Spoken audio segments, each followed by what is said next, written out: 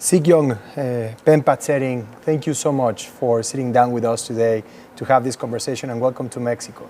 Oh, thank you for having me.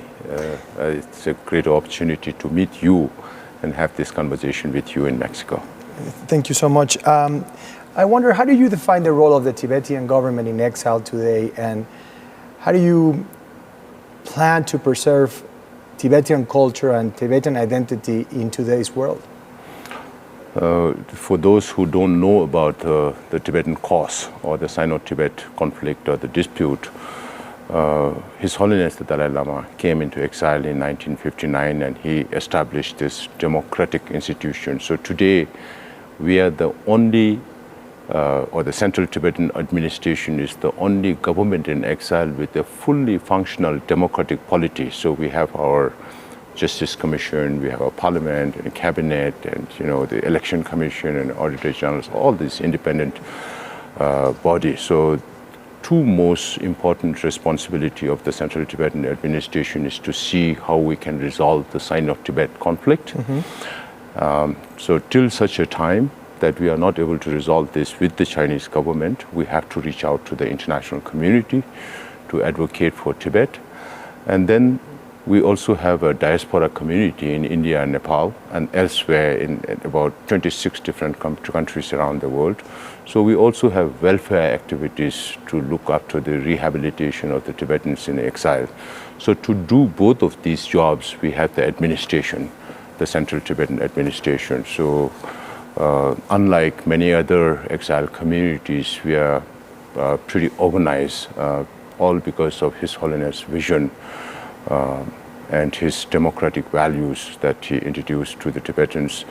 So in exile, whatever has been destroyed in Tibet since China's forceful occupation of Tibet in 1950, and then we were forced to sign the so-called 17-point agreement, which Chinese government trampled upon all the provisions of those agreements, and His Holiness tried to live under that agreement for 8 long years from 1951 to 59, and then Tibetan people had to rise up and revolt against the Chinese occupation, and His Holiness had to come into exile.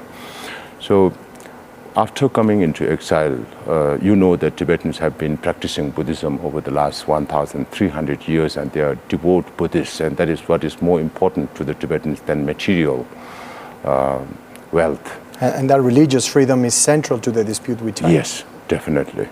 So His Holiness managed, with the leadership of His Holiness and the heads of the 4 Buddhist traditions, major traditions, and the pre-Buddhist religion called Pon, they worked very hard to re-establish many of the monasteries and nunneries that were destroyed inside Tibet in exile in India and Nepal.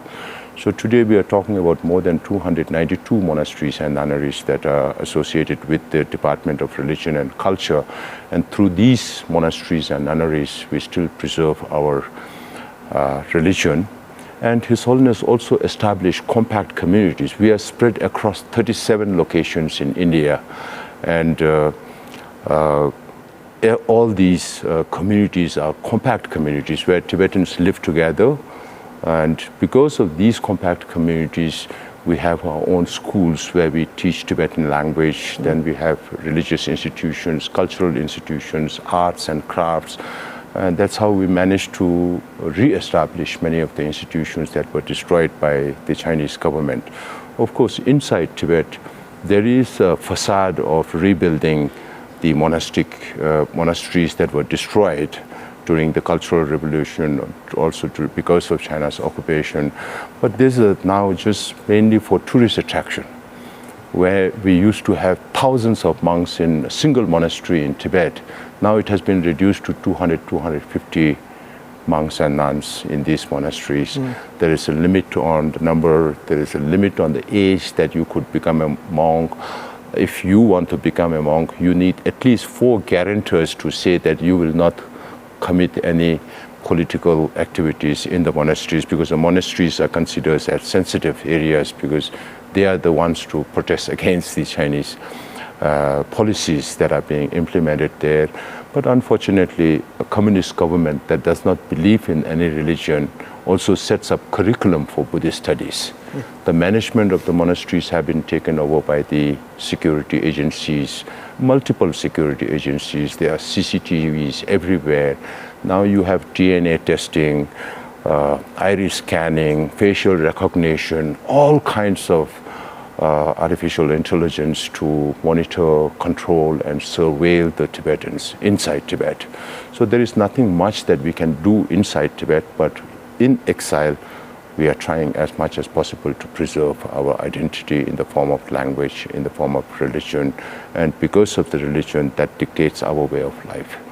Given the circumstances and the current geopolitical moment, how do you approach dialogue with China? We were talking about this doctrine of the spheres of influence that's been talked about in international forums. And the idea that now the world is divided among superpowers and their areas of regional influence. How has that changed the dynamics of the dialogue as the democratically elected leader of the Tibetan government with the government of China and the Communist Party? It's always very difficult. It has been difficult, and it's becoming all the more difficult because of the fluidity in global politics and the dynamisms that is changing the international order. We don't have a concrete, meaningful dialogue with China right now, because there was a phase from 2002 to 2010 when there was some dialogue, because China was bidding for Olympics. They were coming out party, and that is why they don't want too many problems in the international scenario. That is why they initiated a dialogue. But once the Olympic was over, then the dialogue also stopped. Right now, we do have some kind of a back channel, which I always say is nothing consequential, because if you look at what President Xi Jinping is doing to Tibet, or the East Turkestanis, or the Mongolians, Hong Kongers, and everywhere else, to their own people, because the whole idea of President Xi Jinping at the present moment is that if there are no nationalities, because you're talking about 53, 55, 56 nationalities in China. If there are no nationalities, there won't be nationality issues. So now how do you make sure that there are no nationalities? You cannot kill all the Tibetans. You cannot kill all the East Turkestanis or Mongolians. So what they do today is to promote more assimilationist policies against all these nationalities and strike at the very root of their identity. In the case of Tibetans, we have a language that is one among the 15 oldest languages in this world with more than 1,300 years of history. And we transliterated every available Sanskrit and Buddhist, Pali Buddhist texts into Tibetan. And today, Tibetan is the only language that has all the teachings of the Buddha in both Tantrayana and Mahayana. So they are striking at our language. Then through that, the religion, which we already discussed a little bit before that, and that also destroys our culture, the peaceful Buddhist culture, which has potential to spread more peace in this world. If it's a culture that's not worth preserving, you can leave it. But we have a very old culture that promotes peace, non-violence, compassion, which everybody is seeking. Everybody is seeking happiness, not unhappiness. So if you practice this, then you have happiness for yourself and others as well. But unfortunately, Chinese government does not care about all these things. What they care is development. For every ill or every problem in a nation or outside, they feel development, development, development is the solution. So they are very, very they think very unidimensional in terms of people's happiness, because that material development alone does not bring happiness. Happiness comes from the mind. And those idea of peaceful resolutions, of dialogue, of happiness seem revolutionary in this global context of conflict, of division, of toxicity in our collective dialogue. That is why the message of His Holiness is so very important at this point of time. Because when His Holiness talks about his commitments, His Holiness always says, you or I, we are one among the 8 billion people in this world. So as one human being, our responsibility is to promote moral values. Therefore, His Holiness developed a very secular approach to education. I remember accompanying His Holiness to London at one time, and one of the politicians came to meet with him, and his first question was, "Your Holiness, we have a lot of problems with our youth today." And His Holiness said, "Everything is wrong with education." So His Holiness has been over many years working with the Emory University to develop a curriculum that is very secular in nature, because every religion talks about loving kindness, compassion, forgiveness. So it's not dependent on one particular religion. And this approach, this secular approach, is meant for these educational materials, is meant for both believers and non-believers, including the Chinese who don't believe in any religion. So His Holiness always talks about promoting human values, goodness in human beings. Whether you believe in any religion or not, if you bring out the best in yourself, you have the potential to make this world a better world to live in. And His Holiness' second commitment is interreligious harmony. Of course, religion came into being to bring peace of mind to human beings. But unfortunately, today, in the name of religion, there are a lot of conflicts.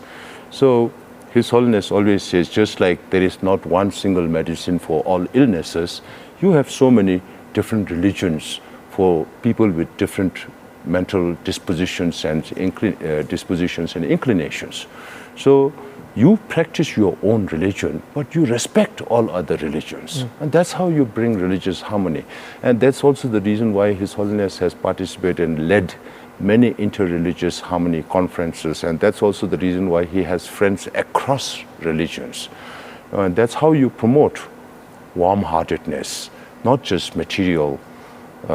You need material wealth also to have some kind of physical comfort, but real peace comes from the mind. So that's how His Holiness is talking about mental health and physical health. So you need a combination of mental and physical health, which are both important, but mental health is more important because that dictates your physical well-being also. Do you believe that this spiritual diplomacy that His Holiness the Dalai Lama has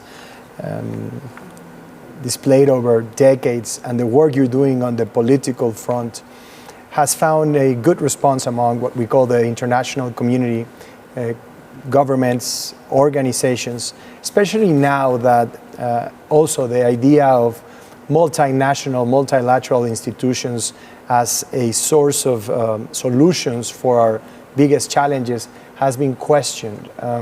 Do you believe that some of the answers you're seeking come through international cooperation, or throughout this time you found that the solution to this dispute will only come from within, from the Tibetan government and the Chinese government? No, it has to come from within an individual, whether you are a president or a prime minister or whatever you are now, you are in a power of position. But the next day you are another ordinary human being. So you have to understand that. And when you have the responsibility, it's an opportunity also for you to serve humanity as a whole. People, maybe many presidents would say, I'm Catholic or I'm Buddhist or I'm, Islam, I practice Islam. But if you really go into how they function, are they really religious or not? If you are a Muslim, are you following Muhammad's teachings or not? If you are a Christian, are you following Jesus' teachings or not? If you are Buddhist, are you following Buddhist teachings or not? That you have to ask yourself all the time. If you are a religious person, then you can't just create that as a facade. You have to practice your religion when you are in power. When you are in power, and you should have the commitment to serve your people. And with that commitment, then there should be truthfulness. Their commitment is to serve others, not to serve yourself by being a president or prime minister. So His Holiness always says, if a politician is guided by spiritual values, then that person will become a much better politician. Because from the time you wake up in the morning till you go to sleep, before you go to sleep, you make an evaluation of what you did during the day. Were you truthful to yourself and to your constituency or to the people in general or to all the people in the world. Then if you think that you did something wrong today, you make sure that you don't repeat it tomorrow. So that's how you guide yourself, through principled values that's guided by spiritualism. So sometimes people have this feeling, oh, spiritualism and politics doesn't go together. It has to go together, because spiritualism is there because you have so many human problems.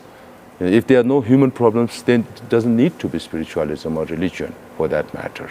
So this combination has to be understood by leaders who are in power.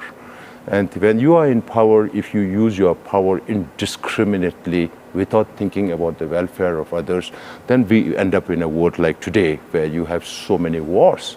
You have power, but you misuse it, to create problems for others.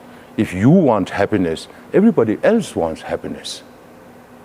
So if you want happiness, then why do you want to trouble all other people with unhappiness? That's the wrong way to do it. So if you are a real spiritual person, if you believe in a particular religion, think about what the religion teaches you and try to practice that in your practical life, whether it's political life or a normal life, doesn't matter. You were saying you travel most of the year reaching out to Tibetan people around the world. What is their role in advocating economically, culturally, politically for Tibet?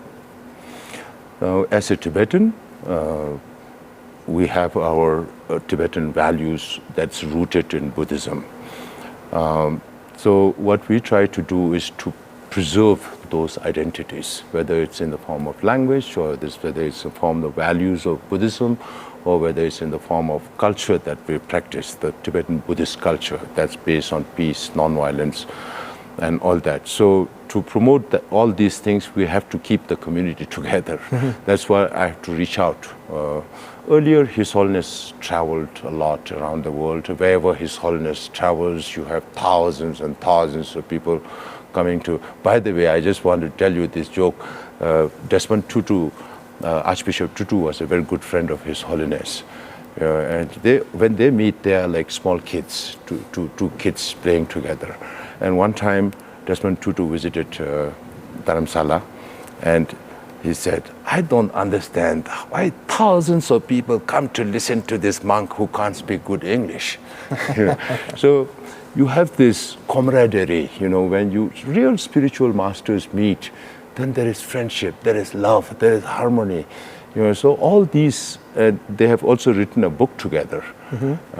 So all these, I think, are lessons that everybody can learn, including politicians and people in power, that will help make this world a better world to live in. And besides speaking to the diaspora and Tibetans around the world, what is your expectation when you come to a country like Mexico, beyond speaking to those who are part of the community? When you are here as the political representative of the Tibetan government in exile, what do you expect and hope governments throughout Latin America, particularly here in Mexico, can do to advance your goals? Generally, I think every human being in this world is same, and we all look for the same values, same happiness. Particularly in Mexico, I think there are a lot of family values.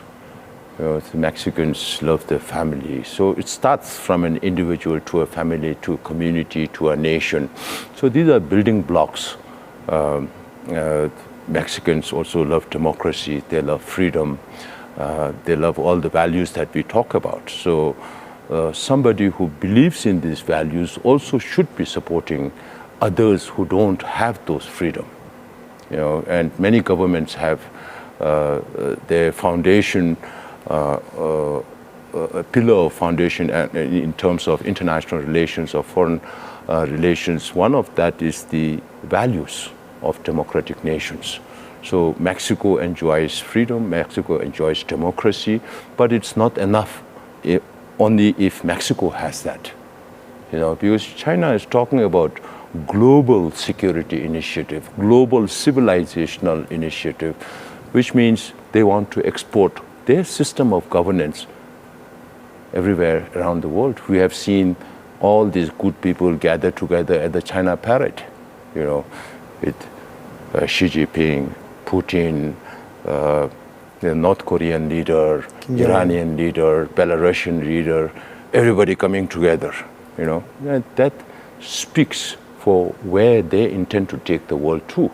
Now, I don't think Mexico wants to be authoritarian. Mexico would not like to have a dictator as its ruler. If that is the case, then we have to make sure that other countries also don't have that. Authoritarian regimes do not become too powerful to invade your sovereignty. Even now, I believe that your sovereignty is compromised because Chinese government dictates you what to do and what not to do in the international forums, particularly in the multinational forums, because they ask you, okay, they give you support, but I still don't understand why Mexico is so concerned or so afraid of China. Of course, you have your relations with the United States, then you also have your relations with China. The last time I came, there were these frictions, and I said, okay, yeah, if you think United States is bad, that's one thing, but that is like you are in the frying pan. But if you go with China, then you are jumping into the fire cauldron, because nothing comes for free from China. Now, if I look at the economy, the economic relations between Mexico and China, you import more than 100 billion. Yes. And then you export only 15 to 25 billion. So you have a trade deficit of 115 to 120 billion. Whereas with the United States, you have a trade surplus. You sell more to the United States. So in which case, who needs more? Does China needs Mexico more, or Mexico needs China more? Because you are selling them less and you are buying more. And if you add up all these 115, 120 billions deficit every single year, then you're going to end up in a lot of problem. Sikyong Tsering, finally, when we talk about the phases of political power, we think of President Trump, President Putin, President Xi, and others. When we talk about the phases of corporate and business influence and power, we think of the multi-billionaires, of the people that have the economic power at their hands. And then when we have a conversation about spiritual power and influence, we think of men like His Holiness the Dalai Lama, Pope Leo the 14th. Where is the disconnect between these three worlds, where one advocates for peace, for dialogue, for spirituality, and then the rest seem to be advocating just for the consolidation of their power? I think the main difference is the Pope and the Dalai Lama, I think, have very good sleep.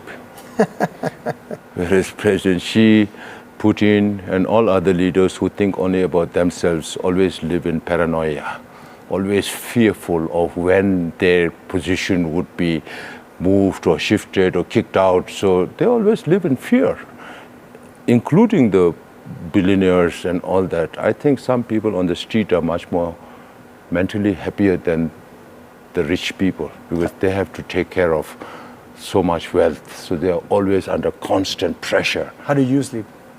I sleep much better because I don't think about hurting and harming other people.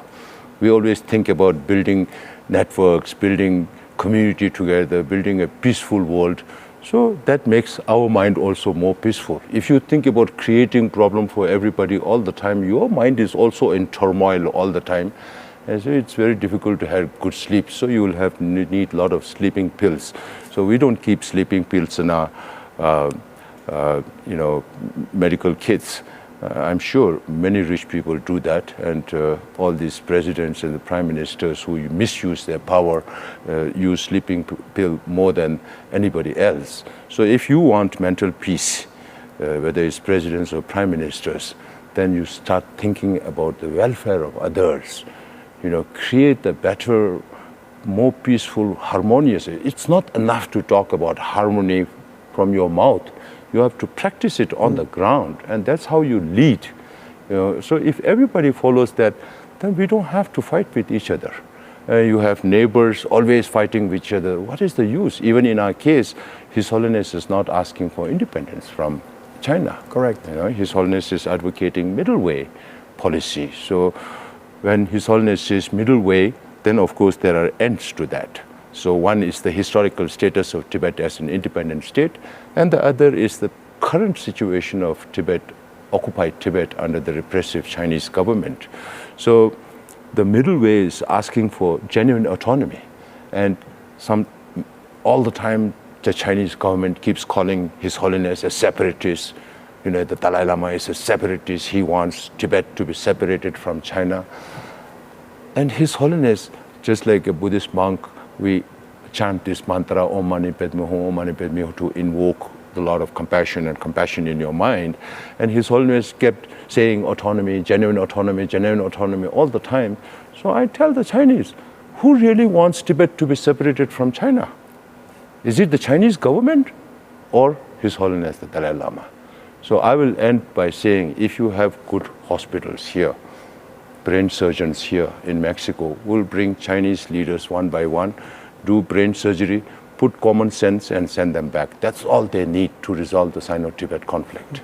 Sikyong Penpa Tsering, thank you so much for this time with us, and I hope you enjoy your visit and your time in Mexico as well. Thank you for having me. Thank you, sir. Thank you so much. Thank you.